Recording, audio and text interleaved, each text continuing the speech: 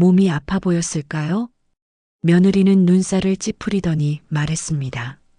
어머니, 요즘 경기도 안 좋은데 또 돈 문제세요? 그 말에 가슴이 덜컥 내려앉았습니다. 그녀는 아무 말 없이 돌아섰죠. 그들은 몰랐습니다. 일부러 낡은 옷을 입고 간 이유를, 보상금 80억을 받은 사실을 숨긴 채 가난한 노모로 다시 태어나 보기로 했습니다. 그날 아들은 제게 3만 원을 건넸고 며느리는 냉정하게 문을 닫았습니다. 그런데 아무것도 가진 게 없는 줄 알았던 중졸 막내딸의 행동에 저는 무너지고 말았습니다. 과연 죽기 전 어떤 선택을 하게 될까요? 사연 시작하기 전에 구독과 좋아요 부탁드립니다. 감사합니다. 안녕하세요. 저는 정인숙입니다. 올해 72살이죠. 평생을 반찬 가게 앞에서 보냈어요. 새벽 4시에 일어나 배추를 절이고 물을 썰고 고춧가루를 조물조물 묻히며 하루를 시작했습니다. 손가락 마디마디에 밴 고춧가루 냄새가 제 인생의 증거예요. 남편 영철이와 함께 이 작은 가게로 새 아이를 키웠습니다. 큰아들 민호, 둘째 딸 수진, 막내 아들 재훈이까지요. 아이들이 어릴 때는 가게 구석에 이불을 깔아놓고 재웠어요. 손님이 많이 오는 날이면 아이들도 함께 일어나 설거지를 도와주곤 했죠. 그런데 그런 아이들이 이제는 모두 서울로 떠나버렸습니다. 명절에나 얼굴 한번 보기 힘들어요. 그래도 괜찮다고 스스로를 위로했습니다. 잘 커서 각자 가정을 꾸리고 사는 게 어디냐고요.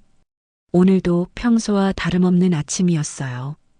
가게 문을 열고 반찬들을 진열하는데 우체부 아저씨가 등기우편을 들고 오시더라고요.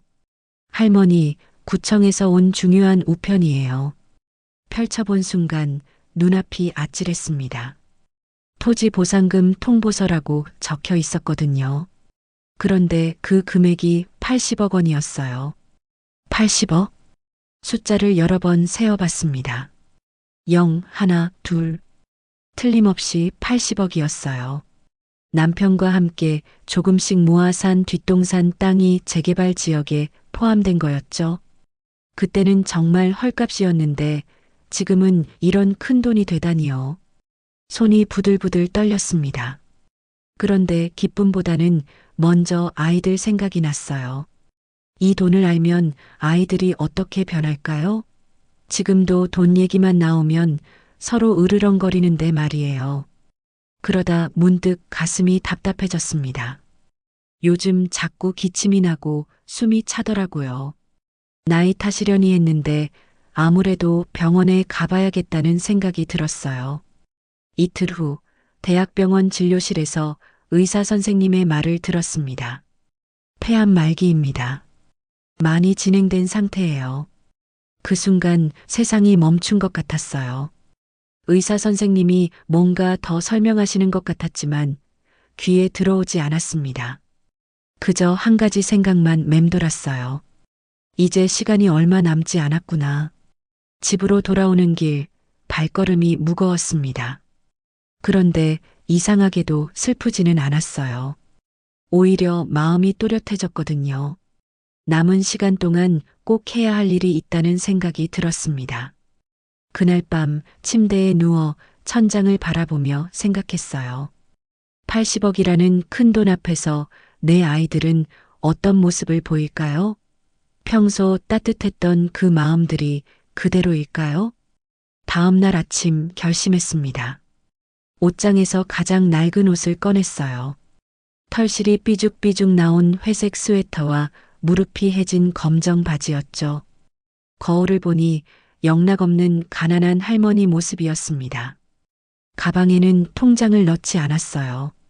대신 주머니에 10,000원짜리 몇 장만 구겨 넣었습니다. 이제 아이들을 만나러 가야죠. 돈이 없는 엄마의 모습으로요. 버스 정류장으로 향하면서 마음이 무거웠습니다. 과연 내 아이들은 가난한 엄마를 어떻게 맞아줄까요? 그들의 진심을 볼 수 있을까요? 아니면 이미 늦어버린 걸까요? 버스에서 내려 강남 아파트 단지를 올려다봤습니다. 높고 반듯한 건물들이 하늘을 찌를 듯 솟아 있었어요. 큰아들 민호가 사는 곳이죠. 경비실에서 방문 신고를 하니 경비원 아저씨가 의아한 표정을 지었습니다. 4601호 한성우 부장님 댁 맞으세요?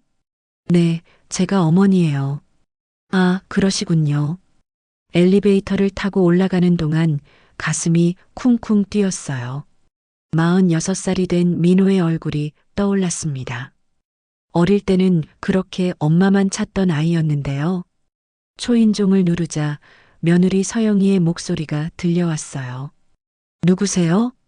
서영아, 나야. 엄마. 문이 열리면서 서영이가 나타났습니다. 아이보리색 실크 블라우스에 진주 목걸이를 한 모습이었어요. 그런데 제 모습을 보더니 표정이 굳어지더라고요. 어머니, 갑자기 웬일이세요? 민호 있니? 회사에 있어요. 일찍 들어오실 텐데 잠깐 기다리세요. 거실로 들어서자 눈이 부셨습니다. 가죽 소파며 대형 텔레비전, 벽에 걸린 그림들까지 모든 게 번쩍번쩍 빛났어요.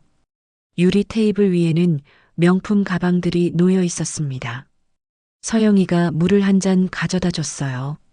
어머니, 어디 편찮으신 데라도 있으세요? 얼굴이 많이 야위셨네요. 아니야, 괜찮아. 그때 현관문이 열리며 민호가 들어왔습니다. 정장 차림의 의젓한 모습이었어요. 그런데 제 모습을 보더니 당황스러운 표정을 지었습니다. 엄마, 어떻게 여기까지 오셨어요? 민호야, 갑자기 무슨 일이세요? 전화라도 주시지.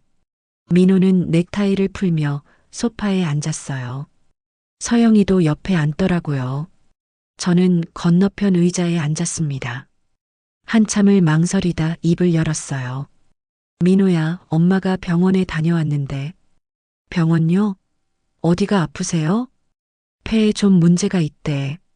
민호와 서영이의 표정이 심각해졌습니다. 그래서 수술을 해야 한다는데 수술비가 좀 많이 들어. 얼마나요?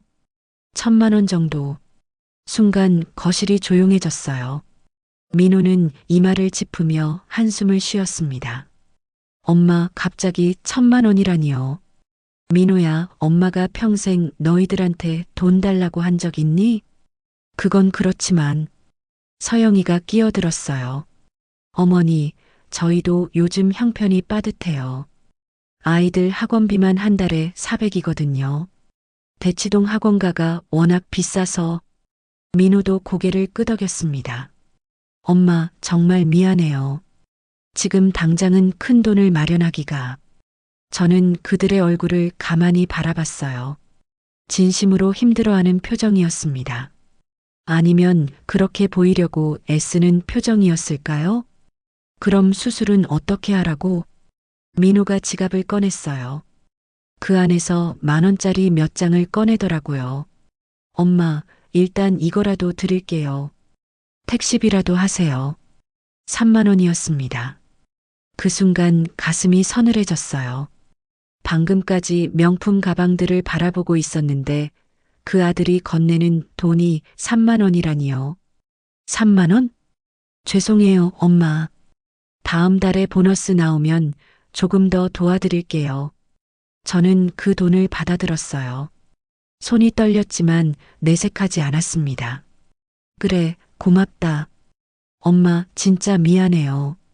요즘 경기가 안 좋아서 회사 상황도 불안하고. 민호의 목소리에 진짜 미안함이 담겨 있었어요. 그런데 그게 더 가슴 아팠습니다. 진짜 어려워서 그런 건지 아니면 그저 귀찮아서 그런 건지 알 수 없었거든요. 엄마, 저녁이라도 드시고 가세요. 서영이가 말했지만 목소리에 힘이 없었어요. 아니야, 가봐야겠다. 일어서는데 다리에 힘이 빠졌습니다. 그런 제 모습을 보고 민호가 부축해줬어요. 엄마, 진짜 괜찮으세요? 응, 괜찮아. 현관문을 나서면서 뒤돌아봤어요. 민호와 서영이가 걱정스러운 표정으로 서 있었습니다. 하지만 그 걱정이 진짜인지 가짜인지 확신할 수 없었어요. 엘리베이터를 타고 내려오면서 주머니 속 3만 원을 만져봤습니다. 구겨진 지폐들이 차가웠어요. 아파트 단지를 걸어 나오며 생각했습니다. 내가 키운 첫째 아들의 사랑 값이 3만 원인가요? 아니면 정말 어려운 형편에서 짜낸 정성인가요? 버스 정류장에서 버스를 기다리는 동안 가슴이 답답했어요. 이게 정말 제가 바라던 답인지 알 수 없었습니다. 버스가 오자 3만 원으로 표를 끊었어요. 창밖으로 흘러가는 강남의 불빛들을 바라보며 둘째 딸 수진이 생각이 났습니다. 수진이는 어떨까요? 집으로 돌아온 그날 밤 잠이 오지 않았어요. 민호가 건넨 3만 원을 탁자 위에 놓고 한참 바라봤습니다. 구겨진 지폐 3장이 참 초라해 보였어요. 다음 날 아침 반찬 가게 문을 열었습니다. 평소와 같은 하루가 시작되었어요. 그런데 점심때쯤 되어서 민호에게서 전화가 왔습니다. 엄마, 어제는 갑작스러워서 제대로 못 드린 것 같아서요. 서영이가 엄마를 집으로 모시고 싶다고 하네요. 그래. 네, 오늘 저녁에 집에서 식사하시면 어떨까요? 서영이가 직접 요리한다고 하거든요. 마음이 조금 따뜻해졌어요. 아무래도 어제 생각해보니 미안했나 보다 싶었습니다. 그럼 고맙게 갈게. 네, 엄마. 6시쯤 오세요. 오후 5시에 가게 문을 닫고 다시 강남으로 향했어요. 이번에는 어제보다 조금 나은 옷을 입었습니다. 그래도 평소 입던 낡은 옷이었지만요. 아파트에 도착하니 민호가 현관에서 기다리고 있었어요. 엄마 오셨어요. 응. 거실로 들어서니 서영이가 앞치마를 두르고 부엌에서 뭔가 준비하고 있었습니다. 식탁에는 음식들이 제법 많이 차려져 있었어요. 어머니 오셨어요? 금방 다 준비될 거예요. 고생한다, 서영아. 식사는 생각보다 따뜻했어요.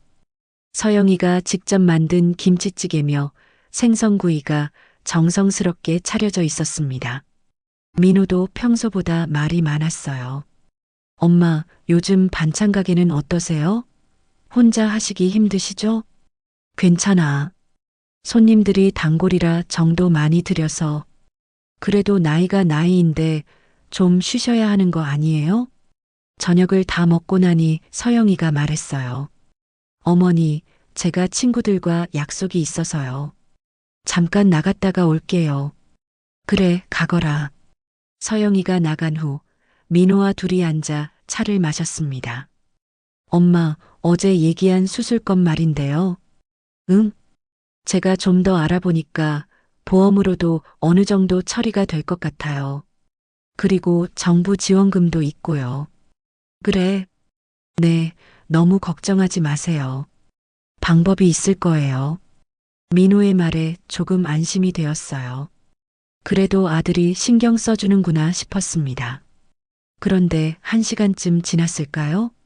현관문에서 웃음소리가 들려왔어요. 서영이가 친구들과 함께 들어오는 소리였습니다. 언니들 들어와요. 우리 집 구경도 할 겸. 여자 목소리 2~3개가 들렸어요. 거실에 있던 저는 어디로 가야 할지 몰라 그냥 앉아 있었습니다. 어머니, 친구들이 잠깐 들렀어요. 서영이가 소개했지만 친구들은 저를 힐끗 보고는 어색해했어요. 저희는 안쪽에서 얘기할게요. 서영이와 친구들이 안방으로 들어갔습니다. 문을 닫았지만 목소리가 새어나왔어요. 민호는 전화를 받으러 베란다로 나갔고 저는 혼자 거실에 앉아 있었습니다. 그런데 안방에서 나오는 소리가 점점 커졌어요. 와인 한 병 더 따자. 서영아, 너 진짜 복 받았다. 이런 아파트에 살고. 에이, 몸복이야. 시어머니 때문에 스트레스 장난 아니야. 그 순간 귀가 쫑긋했어요. 어떻게? 아니, 어제 갑자기 와서는 수술비 1,000만 원 달라는 거야. 갑자기 뭔 1,000만 원이야? 어머, 정말? 그것도 그런데 솔직히 시어머니 너무 오래 사시는 거 아니에요? 순간 귀를 의심했어요. 제가 잘못 들은 건가 싶어서 귀를 기울였습니다. 다른 집 시어머니들은 진작 돌아가셨는데 우리 시어머니는 언제까지 살 건지 모르겠어. 서영아, 그런 말 하면 안 되지. 아니야, 진짜 솔직한 얘기잖아. 나이도 70이 넘었는데 반찬 가게는 언제까지 할 건지. 그것도 그런데 건강하면 건강한 대로 문제고 아프면 아픈 대로 또 문제고 가슴이 꽁꽁 얼어붙는 것 같았어요. 그래도 시어머니잖아. 시어머니라고 해서 내가 평생 모셔야 해? 솔직히 빨리 좀. 더 이상 들을 수 없었어요. 화장실로 피했습니다. 다리가 후들후들 떨렸거든요. 화장실 문을 잠그고 변기 뚜껑에 앉았어요. 눈물이 주르륵 흘러내렸습니다. 며느리 입에서 나온 그 말들이 가슴을 찔렀어요. 너무 오래 사신다고? 빨리 죽었으면 좋겠다는 얘기잖아. 손으로 입을 막고 흐느꼈어요. 소리가 날까봐 조심스럽게요. 그때 가방에서 뭔가 바스락거리는 소리가 났어요. 병원 진단서였습니다. 폐암 말기라고 적힌 그 종이를 펼쳐봤어요. 그 옆에는 토지 보상금 통지서도 있었고요. 80억 원이라는 숫자가 눈에 들어왔어요. 이 돈이 있다면 서영이의 태도가 달라질까요? 아니면 더 나빠질까요? 돈이 많아도 마음이 없으면 아무것도 아니구나. 화장실에서 한참을 앉아 있었어요. 민호가 찾을까봐 걱정되었지만 당장 나갈 용기가 없었습니다. 밖에서는 여전히 웃음소리가 들려왔어요. 그 웃음소리가 참 따뜻해 보였는데 제게는 차갑게만 느껴졌습니다. 서영이의 목소리가 또 들렸어요. 언니들, 솔직히 요즘 시대에 시어머니 모시고 사는 게 쉬운 일이야? 나도 내 인생이 있는데. 그렇긴 하지. 게다가 아프다고 하니까 더 부담스러워. 혹시 우리 집으로 모시고 와야 하는 건 아닌지 걱정돼 죽겠어. 더 이상 듣기 싫었어요. 귀를 막고 싶었지만 소리는 계속 들려왔습니다. 잠시 후 노크 소리가 났어요. 엄마, 괜찮으세요? 민호의 목소리였어요. 응, 금방 나갈게. 거울을 보니 눈이 빨갛게 부어 있었어요. 찬물로 얼굴을 씻고 나왔습니다. 엄마, 어디 아프세요? 아니야, 괜찮아. 거실로 나오니 서영이와 친구들이 여전히 안방에서 수다를 떨고 있었어요. 저는 소파에 앉아 가만히 있었습니다. 민호가 옆에 앉으며 말했어요. 엄마, 오늘 늦었으니까 여기서 주무시고 가세요. 아니야, 집에 가야겠다. 왜요? 늦은데. 그냥 집이 편해. 일어서는데 또 다리에 힘이 빠졌어요. 민호가 부축해줬습니다. 엄마, 정말 괜찮으세요? 응. 현관에서 신발을 신는데 서영이가 나왔어요. 얼굴이 조금 붉어져 있었습니다. 와인을 마신 모양이었어요. 어머니, 벌써 가세요? 응, 가봐야겠다. 조심히 가세요. 그 말이 진심인지 아닌지 알 수 없었어요. 아파트를 나서며 뒤돌아봤습니다. 불 켜진 창문 너머로 웃음소리가 들려왔어요. 제가 떠난 후에도 그들의 시간은 계속 흘러갈 거예요. 버스 정류장에서 마지막 버스를 기다리며 생각했어요. 80억이 있어도 며느리의 마음은 살 수 없구나. 오히려 그 돈 때문에 더 복잡해질지도 모르겠어요. 가방 속 진단서를 다시 만져봤습니다. 시간이 얼마 남지 않았다는 의사 선생님의 말이 떠올랐어요. 이제 둘째 딸 수진이를 만나봐야겠어요. 이틀 후 둘째 아들 상우에게 전화를 걸었어요. 엄마, 안녕하세요. 상우야, 엄마야. 엄마, 목소리가 좀 이상한데 괜찮으세요? 역시 상우였어요. 형 민호보다 세심한 편이거든요. 어릴 때부터 남의 기분을 잘 읽는 아이였습니다. 응, 괜찮아. 시간 있으면 엄마 좀 볼 수 있을까? 물론이죠. 언제 오실래요? 지금 가도 될까? 네, 와요. 현준이랑 지연이가 엄마 보고 싶어 했어요. 마음이 조금 따뜻해졌어요. 상우는 항상 이랬거든요. 따뜻하고 부드러운 말투로 사람을 편안하게 만들어주는 재주가 있었습니다. 분당에 있는 상훈의 집으로 향했어요. 아파트는 민호네만큼 화려하지는 않았지만 깔끔하고 정돈된 느낌이었습니다. 현관문을 열어준 상우의 얼굴이 환했어요. 엄마 오셨어요. 상우야, 들어오세요. 지은이가 커피 내려드릴게요. 며느리 지은이가 앞치마를 두르고 나왔어요. 서영이와는 다른 느낌이었습니다. 수수하지만 정감 있는 모습이었거든요. 어머니 오셨어요? 애들이 할머니 온다고 난리였어요. 초등학생인 현준이와 지연이가 달려 나왔어요. 할머니, 어머, 우리 현준이 지연이 많이 컸네. 아이들이 양쪽으로 달라붙었어요. 오랜만에 웃음이 나왔습니다. 거실에 앉아 지은이가 내려준 커피를 마시며 이야기를 나눴어요. 아이들은 할머니가 왔다고 신이 나서 이것저것 보여주려고 했습니다. 할머니, 제가 그린 그림 보세요. 와, 정말 잘 그렸다. 1시간 정도 지났을까요? 아이들이 방으로 들어간 후 상우와 지은이와 함께 앉았어요. 엄마, 그런데 갑자기 무슨 일이세요? 전화 목소리가 좀 이상했는데. 상우의 표정이 진지해졌어요. 역시 눈치가 빨랐습니다. 상우야, 사실 엄마가 병원에 다녀왔는데. 네, 폐에 좀 문제가 있다고 하네. 상우와 지은이의 얼굴이 동시에 굳어졌어요. 어떤 문제요? 수술을 해야 한다는데 수술비가 1,000만 원 정도 든다고 하더라. 상우가 지은이와 눈빛을 주고받았어요. 그리고 제 손을 잡았습니다. 엄마, 너무 걱정하지 마세요. 우리가 있잖아요. 상우야, 엄마 혼자 끙끙 앓지 마시고 이런 일은 자식들에게 얘기하셔야죠. 그 말에 가슴이 따뜻해졌어요. 역시 상우는 달랐습니다. 정말 괜찮겠니? 당연하죠. 그런데 혹시 형에게는 말씀하셨어요? 응, 어제 만났는데. 형이 뭐라고 하셨어요? 잠깐 망설였어요. 민호 얘기를 해야 할지 말아야 할지요. 형도 요즘 힘들다고 하더라. 상우의 표정이 미묘하게 변했어요. 아, 그러셨구나. 왜? 아니에요. 그냥 지은이가 끼어들었어요. 어머니, 저희도 당장 큰돈을 준비하기는 어렵지만 방법을 찾아볼게요. 고맙다, 지은아.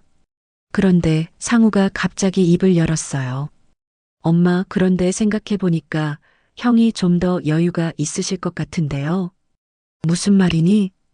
강남 아파트도 큰 거 사시고 형수님도 명품 좋아하시잖아요. 아무래도 저희보다는 형이 더 여유 있으실 거예요. 순간 기분이 이상해졌어요. 상우야, 그게 무슨 말이니? 아, 아니에요. 그냥 형한테 먼저 이야기해 보시는 게 어떨까 해서요. 내가 지금 뭔 소리를 하는 거니? 상우의 얼굴이 조금 당황스러워 보였어요. 엄마, 오해하지 마세요. 저도 당연히 도와드릴 거예요. 그런데 현실적으로 생각해보면 형이 조건이 더 좋잖아요. 지은이도 고개를 끄덕였어요. 어머니, 저희도 최선을 다하겠지만 아무래도 큰형님이. 그 순간 깨달았어요. 상우도 결국 책임을 피하려고 하는구나. 그래, 알겠다. 엄마, 기분 나쁘게 받아들이지 마세요.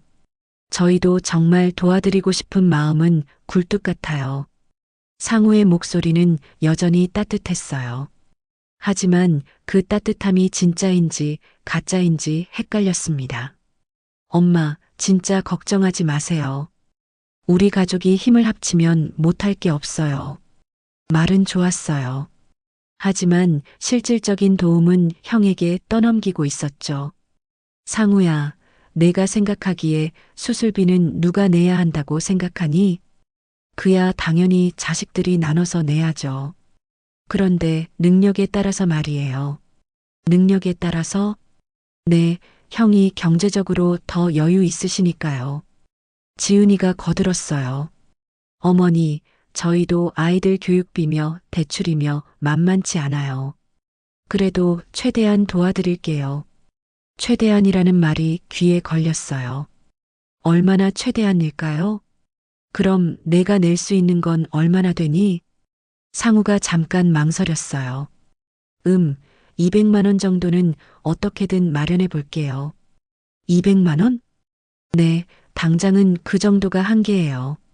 그래도 형이 나머지를 부담하시면 될 거 아니에요? 가슴이 서늘해졌어요. 결국 형에게 떠넘기는 거였습니다. 상우야, 내 형도 힘들다고 하던데. 그래도 저희보다는 나으실 거예요. 그 말에 더 이상 할 말이 없었어요. 상우는 겉으로는 따뜻하게 위로하면서도 실제로는 책임을 회피하고 있었거든요. 그래, 알겠다. 일어서려는데 상우가 붙잡았어요. 엄마, 저녁이라도 드시고 가세요. 아니야, 가봐야겠다. 왜요? 아이들도 할머니랑 같이 있고 싶어 해요. 다음에 오마. 현관에서 신발을 신는데 아이들이 나왔어요. 할머니, 벌써 가세요? 응, 할머니가 볼 일이 있어서. 언제 또 와요? 곧 올게. 아이들이 아쉬워하는 모습을 보니 마음이 아팠어요. 아이들은 순수했는데 어른들은 왜 이렇게 복잡할까요? 집으로 돌아오는 버스 안에서 생각했어요. 상우는 민호와는 다른 방식이었지만 결국 같은 결과였습니다. 책임을 회피하는 거요. 겉으로는 따뜻하게 위로하면서도 실제로는 도움이 되지 않는 말들만 늘어놓았어요. 그게 더 교묘하고 상처가 되었습니다. 가방 속 토지 보상금 통지서를 만져봤어요. 80억 원이 있다면 상우의 태도가 달라질까요? 아니면 더 교묘하게 접근해 올까요? 집에 도착해서 거울을 봤어요. 늙고 초라한 할머니의 모습이 비쳤습니다. 이게 제 자식들이 보는 엄마의 모습인가요? 이제 막내 재훈이만 남았어요. 재훈이는 어떨까요? 마지막 희망을 걸어봐야겠어요. 마지막 희망은 막내딸 수진이었어요. 수진이는 세 아이 중에서 가장 어려운 환경에 살고 있었습니다. 중학교만 겨우 마치고 일찍 결혼해서 시장 안작은 포장마차를 운영하고 있었거든요. 저녁 8시쯤 시장을 찾아갔어요. 형광등 불빛 아래서 수진이가 떡볶이와 순대를 끓이고 있었습니다. 앞치마를 두른 모습이 예전 제 모습과 닮아 있었어요. 수진아, 엄마, 어떻게 여기까지 오셨어요? 수진이가 놀란 표정으로 달려왔어요.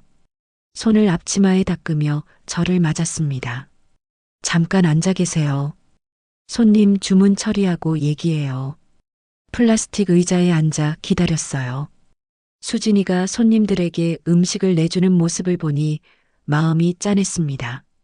새벽부터 저녁까지 여기서 일하는 거예요. 손님들이 다 가고 나서야 수진이가 제 앞에 앉았어요. 엄마, 갑자기 무슨 일이세요? 얼굴이 안 좋으신데. 수진아, 엄마가 너한테 할 얘기가 있어. 네, 말씀하세요. 숨을 깊게 들이쉬고 말했어요. 엄마가 병원에 다녀왔는데 수술을 해야 한다고 하네. 수진이의 얼굴이 순간 하얘졌어요. 어디가 아프세요? 폐에 문제가 있대. 수술비가 1,000만 원 정도 든다고 하더라. 그 말이 끝나기가 무섭게 수진이가 벌떡 일어났어요. 잠깐만요, 엄마. 수진이가 포장마차 안쪽으로 들어가더니 뭔가를 뒤지기 시작했어요. 그리고 곧 통장 2개를 들고 나왔습니다. 엄마, 이게 저희가 모은 돈 전부예요. 통장을 펼쳐보니 380만 원이 적혀 있었어요. 수진아, 이게 뭐니? 엄마 수술비요. 부족하지만 일단 이걸로 수술부터 받으세요. 이런 돈을 어떻게 받아? 엄마가 아픈데 돈이 무슨 소용이에요. 우리는 또 벌면 되잖아요. 수진이의 눈에 눈물이 고였어요. 엄마, 혼자 끙끙 앓지 마시고 진작 말씀하시지 그러셨어요. 그 순간 가슴이 터질 것 같았어요. 오남매 중에서 가장 가난한 수진이가 자기가 가진 전 재산을 내놓는 거였습니다. 수진아, 너는 어떻게 살려고 그래? 엄마가 건강해야 저희도 마음이 놓이죠. 돈은 다시 벌면 되는 거예요. 눈물이 주르륵 흘러내렸어요. 수진이도 같이 울고 있었습니다. 엄마, 우지 마세요. 다 잘 될 거예요. 수진아, 형들은 뭐라고 하셨어요? 형들 얘기가 나오니 말문이 막혔어요. 어떻게 말해야 할까요? 형들도 힘들다고 하더라. 수진이의 표정이 조금 굳어졌어요. 얼마나 도와준다고 하셨어요? 아직 정확히 정해진 건 없어. 그럼 제가 형들한테 연락해 볼게요. 엄마 일인데 다 같이 힘을 합쳐야죠. 수진이의 말에 고개를 저었어요. 아니야, 괜찮아. 내가 그러지 마. 왜요? 당연한 거잖아요. 그때 깨달았어요. 배움이 적다고 사람이 모자란 게 아니구나. 오히려 수진이가 가장 진짜 마음을 가지고 있었어요. 수진아, 고맙다. 정말 고마워. 엄마, 무슨 말씀을 그렇게 하세요? 당연한 거죠. 수진이가 제 손을 꼭 잡았어요. 거칠고 트인 손이었지만 참 따뜻했습니다. 포장마차를 정리하는 수진이를 도와주며 생각했어요. 진짜 효도가 뭔지 알 것 같았습니다. 돈에 많고 적음이 아니라 마음이었어요. 집으로 돌아가는 길, 가방 속 토지 보상금 통지서가 생각났어요. 80억 원이면 수진이네 포장마차도 큰 식당으로 만들어줄 수 있을 텐데요. 하지만 그 전에 확인하고 싶은 게 있었어요. 과연 제 다른 자식들의 진심은 어디까지일까요? 이틀 후 저녁, 수진이가 운영하는 포장마차를 다시 찾아갔어요. 약속한 대로 수술 상의를 하러 왔거든요. 시장이 어둑해지는 시간이었는데 형광등 불빛 아래서 수진이가 열심히 일하고 있었어요. 몇 명의 손님들이 앉아서 떡볶이와 순대를 먹고 있었습니다. 엄마 오셨어요. 응, 수진아. 한쪽 구석 자리에 앉아 수진이가 주문을 처리하는 걸 기다렸어요. 그런데 갑자기 익숙한 목소리가 들렸습니다. 어머, 저기 어머니 아니에요? 돌아보니 민호와 서영이가 걸어오고 있었어요. 깜짝 놀랐습니다. 이런 곳에서 만날 줄은 몰랐거든요. 민호야? 엄마, 여기서 뭐 하세요? 서영이가 포장마차를 둘러보며 코를 찡그렸어요. 어머니, 이런 데서 음식 드시면 안 되죠. 위생이 얼마나 중요한데요. 수진이가 앞치마를 닦으며 다가왔어요. 형님, 형수님, 어떻게 여기까지 오셨어요? 수진아, 우리도 회사 회식 끝나고 지나가다가 어머니가 보여서 민호가 어색하게 대답했어요. 서영이가 수진이를 위아래로 훑어봤습니다. 수진 씨, 아직도 이런 일 하고 있어요? 네, 생계가 있어서요. 어머니, 혹시 수진 씨한테 돈 빌리러 오신 건 아니죠? 서영이의 말에 기분이 상했어요. 그게 무슨 말이니? 아, 그게 아니라요. 어머니가 수술비 때문에 고민이 많으시니까. 그때 옆자리에서 술을 마시고 있던 할머니 한 분이 고개를 돌렸어요. 분이 언니였습니다. 어릴 때부터 같은 동네에서 자란 오랜 친구였거든요. 어머, 인숙이 아니야? 분이 언니? 너 여기서 뭐해? 분이 언니가 비틀거리며 일어났어요. 술이 좀 취한 모양이었습니다. 언니, 술 그만 드세요. 아이고, 인수가. 나 오늘 기분 좋다. 너 때문에. 저 때문에요? 응, 내가 복 터졌다며. 재개발 보상금 받았다며. 순간 가슴이 철렁했어요. 언니 무슨 말씀을? 아, 비밀이었나? 미안. 분이 언니가 손을 흔들었어요. 하지만 이미 늦었습니다. 민호와 서영이 그리고 수진이의 시선이 저에게 집중됐어요. 엄마, 재개발 보상금이 뭐예요? 민호가 조심스럽게 물었어요. 분이 언니가 멈출 줄 몰랐어요.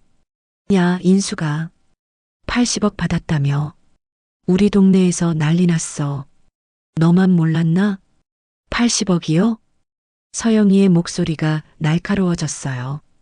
어머니, 설마 진짜예요? 언니, 제발. 하지만 분이 언니는 계속 말했어요. 구청에서 통지서 나왔잖아. 뒷동산 땅 말이야. 내가 영철이랑 젊을 때 산 그 땅 있잖아. 포장마차 안이 조용해졌어요. 다른 손님들도 귀를 기울이고 있었습니다. 서영이가 냉소적으로 웃었어요. 어머니, 거짓말하신 거죠? 재산 없다고요? 서영아, 80억이나 있으면서 우리한테 수술비 달라고 하신 거예요? 민호도 얼굴이 굳어 있었어요. 엄마, 이게 무슨 일이에요? 수진이만 어리둥절한 표정이었어요. 엄마, 정말이에요? 저는 가방에서 토지보상금 통지서를 꺼냈어요. 더 이상 숨길 이유가 없었거든요. 그래, 맞다. 종이를 펼쳐 보이자 모든 사람이 숨을 멈췄어요. 80억 원. 서영이가 이를 갈았어요. 어머니, 이게 뭐예요? 우리를 시험하신 거예요? 그래. 진짜 어이없네요. 우리가 바보예요? 민호가 서영이를 말렸어요. 서영아, 진정해. 진정하라고요? 우리가 얼마나 고민했는데요. 어머니는 80억 가지고 계시면서 수진이가 놀란 표정으로 저를 바라봤어요. 엄마, 진짜예요? 응, 수진아. 엄마가 너희들 마음을 보고 싶었어. 서영이가 비웃었어요. 마음을 본다고요? 그럼 결과가 어떤데요? 저는 조용히 대답했어요. 너희 두 사람은 3만 원과 200만 원을 줬고 수진이는 380만 원을 줬다. 그럼요? 그게 어떤데요? 수진이가 가진 게 제일 적은데도 가장 많이 줬어. 포장마차가 다시 조용해졌어요. 어머니, 그래서 어쩌자는 거예요? 서영이의 목소리에 화가 섞여 있었어요. 아무것도 아니야. 그냥 알고 싶었을 뿐이야. 민호가 어색하게 웃었어요. 엄마, 그럼 이제 수술은 괜찮은 거네요. 그렇긴 하지. 다행이다. 그럼 우리는 이만. 잠깐. 서영이를 불렀어요. 무엇보다도 내가 어제 친구들한테 한 말들 말이야. 서영이의 얼굴이 하얘졌어요. 무슨 말이요? 시어머니가 너무 오래 산다고 빨리 죽었으면 좋겠다고 한 그 말들. 그건 나 화장실에서 다 들었어.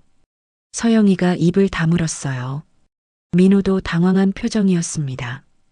분이 언니가 고개를 끄덕였어요. 맞아, 인수가. 요즘 며느리들이 그래. 시어머니 뒤에서 온갖 말 다 해. 포장마차 안의 분위기가 싸늘해졌어요.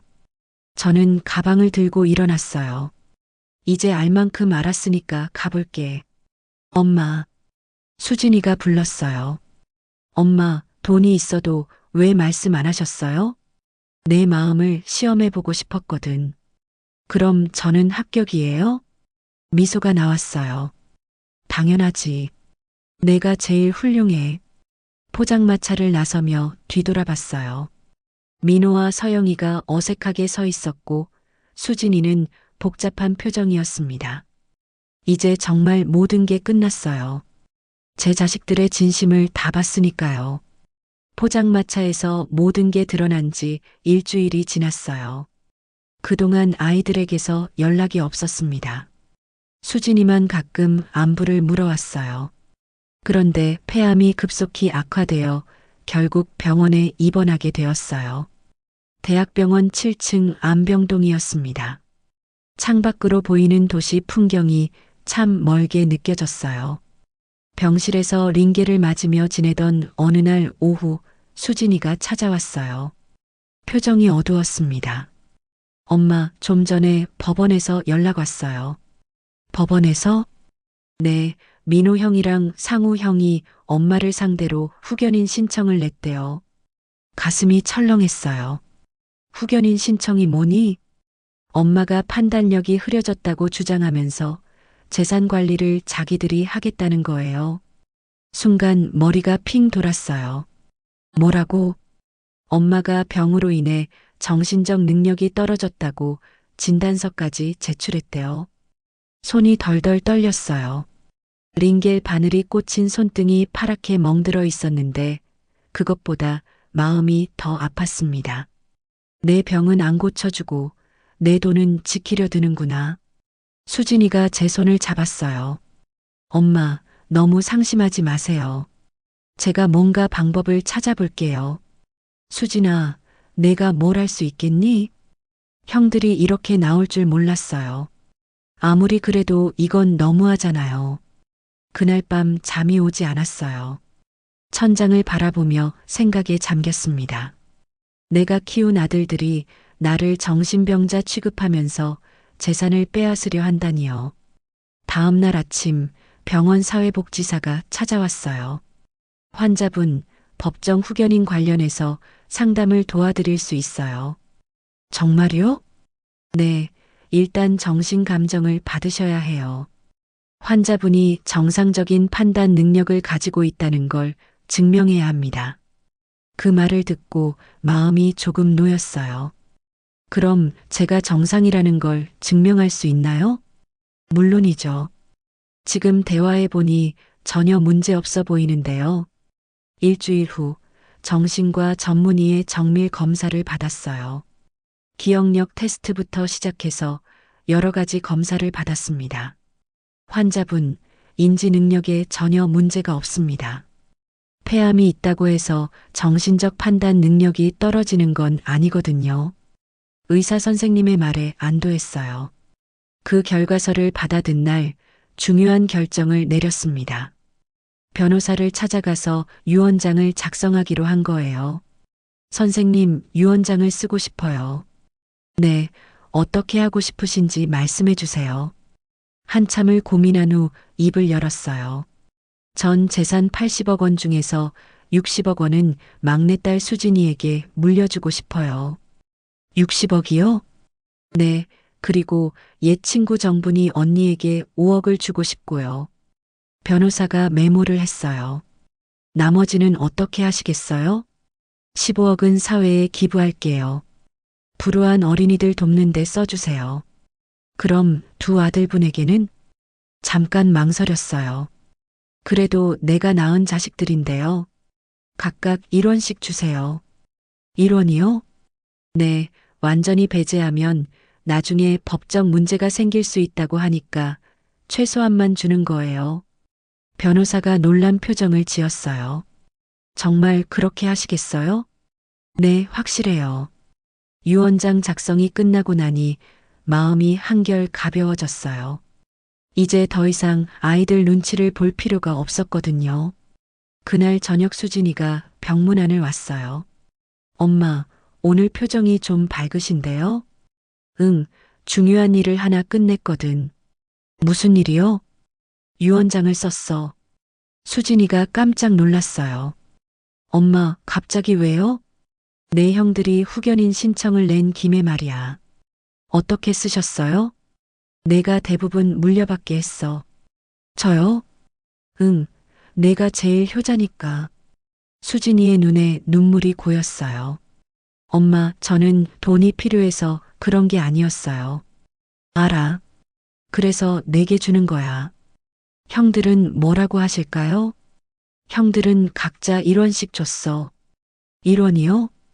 응, 후견인 신청까지 낸 아들들에게 줄 돈은 그것뿐이야. 수진이가 복잡한 표정을 지었어요. 엄마, 그래도 형들인데. 수진아, 내가 그들을 감싸줄 필요 없어. 엄마 마음은 이미 정해졌거든. 그 후 며칠 동안 민호와 상우에게서 연락이 왔어요. 후견인 신청이 기각되었다는 소식을 들었나 봐요. 엄마, 병원에 가도 될까요? 민호의 목소리가 조심스러웠어요. 올 거면 와라. 다음 날 두 아들이 함께 병실을 찾아왔어요. 어색한 표정들이었습니다. 엄마, 몸은 좀 어떠세요? 그럭저럭. 엄마, 저희가 후견인 신청한 것 때문에 화나셨죠? 상우가 조심스럽게 물었어요. 화났다기보다는 실망했지. 죄송해요, 엄마. 저희도 어쩔 수 없었어요. 어쩔 수 없다고? 80억이라는 큰 돈을 혼자 관리하시기에는 내가 정신이 나갔다는 거니? 두 아들이 말문이 막혔어요. 침대 옆 서랍을 열고 유언장 사본을 꺼냈어요. 이거 읽어봐라. 민호가 유언장을 펼쳐보더니 얼굴이 하얗게 변했어요. 엄마, 이게 뭐예요? 내 유언장이야. 저희는 일원이요? 응, 후견인 신청한 아들들에게 줄 돈은 그게 다야. 두 아들이 서로 얼굴을 바라봤어요. 당황한 기색이 역력했습니다. 엄마, 다시 생각해 주세요. 이미 법적으로 완료된 일이야. 병실이 조용해졌어요. 두 아들의 얼굴에서 후회가 보였지만 이미 늦었어요. 제가 내린 결정이었고 바꿀 생각도 없었거든요. 그 후 한 달 동안 병원에서 지냈어요. 몸은 점점 약해졌지만 마음은 평온했습니다. 수진이가 매일 찾아와서 옆에 있어줬거든요. 어느 날 오후 수진이가 병실에서 뜨개질을 하고 있을 때 말했어요. 수진아, 엄마가 너에게 하고 싶은 말이 있어. 네, 엄마. 가난은 사람을 가려내는 거울이야. 수진이가 손을 멈추고 저를 바라봤어요. 돈이 많을 때는 다들 좋은 사람 같아 보이지. 하지만 정말 어려울 때 누가 진심인지 알 수 있어. 엄마, 내가 그걸 보여줬어. 가진 게 없어도 진짜 마음을 가진 사람이라는 걸. 수진이의 눈에 눈물이 맺혔어요. 한 주 후 조용히 눈을 감았습니다. 수진이가 손을 잡고 있었어요. 아프지 않았습니다. 마지막 순간까지 평온했어요. 장례식 날 많은 사람들이 왔어요. 반찬 가게 단골 손님들과 동네 사람들이 주로였습니다. 민호와 상우도 왔지만 구석에 조용히 서 있었어요. 사무제가 끝난 후 수진이는 중요한 결정을 내렸어요. 상속받은 돈으로 정인숙 복지재단을 설립한 거였습니다. 배운 건 적어도 마음은 배웠어요, 엄마. 재단 사무실 벽에 걸린 제 사진 앞에서 수진이가 중얼거렸어요. 재단은 어려운 환경의 아이들을 돕는 일을 했어요. 학비 지원부터 시작해서 급식비, 교복비까지 세심하게 챙겼습니다. 수진이는 더 이상 포장마차를 하지 않았어요. 대신 재단에서 일하며 진짜 보람을 찾았습니다. 6개월 후 민호와 상우가 재단 사무실을 찾아왔어요. 두 사람의 얼굴이 많이 상해 있었습니다. 수진아, 형들 웬일이세요? 엄마 일로 사과하러 왔어. 민호가 고개를 숙였어요. 너무 늦었지만 정말 미안해. 상우도 눈물을 흘렸어요. 우리가 정말 바보였어. 엄마 마음도 모르고. 수진이가 조용히 대답했어요. 형들, 엄마는 이미 용서하셨을 거예요. 우리도 재단 일을 도와줄 수 있을까? 물론이죠. 엄마가 좋아하실 거예요. 그 후 민호와 상우도 재단 일에 참여했어요. 비록 늦었지만 진심을 보이려고 노력했습니다. 1년 후 정인숙 복지재단은 지역에서 유명해졌어요. 많은 아이들이 도움을 받았고 감사 편지들이 쌓여갔습니다. 수진이는 가끔 엄마 무덤을 찾아가서 근황을 전했어요. 엄마, 재단 일이 정말 재미있어요. 아이들이 고마워할 때마다 엄마 생각이 나요. 바람이 나뭇잎을 흔들었어요. 마치 대답하는 것 같았습니다. 형들도 많이 달라졌어요. 이제야 엄마 마음을 조금 알 것 같대요. 하늘이 맑았어요. 구름 한 점 없이 파란 하늘이었습니다. 재단 사무실로 돌아오는 길 수진이는 생각했어요. 엄마가 남긴 가장 큰 유산은 돈이 아니라 교훈이었다고요.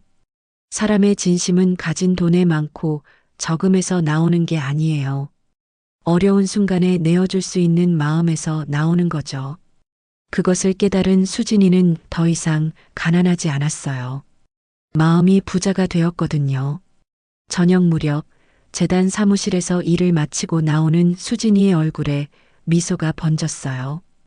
오늘도 여러 아이들을 도울 수 있었으니까요.